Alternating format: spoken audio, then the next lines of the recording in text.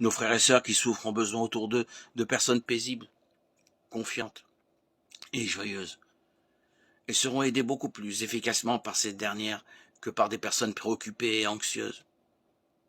Notre fausse compassion ne fait souvent qu'ajouter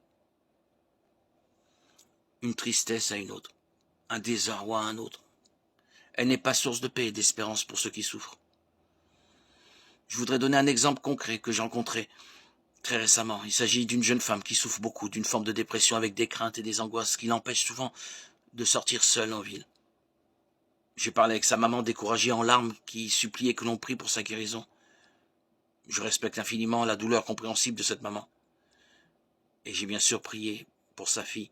Mais ce qui m'a frappé, c'est que quand un peu plus tard j'ai eu l'occasion de parler avec la jeune femme elle-même, je me suis rendu compte qu'elle vivait sa souffrance dans la paix. Elle me disait: « Je suis incapable de prier, mais la seule chose que je ne cesse de dire à Jésus est la parole du psaume 23.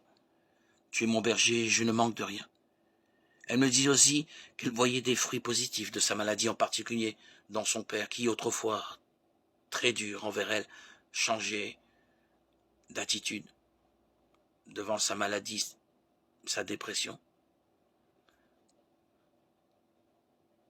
Cette personne qui est dans l'épreuve vit mieux cette épreuve que son entourage qui s'agite et s'inquiète autour d'elle.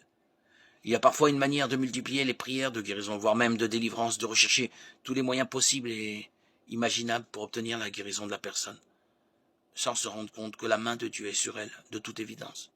Je ne dis pas qu'il ne faille pas accompagner par une prière persévérante les personnes qui souffrent et demander leur guérison, ni faire ce qui est humainement et spirituellement possible pour l'obtenir.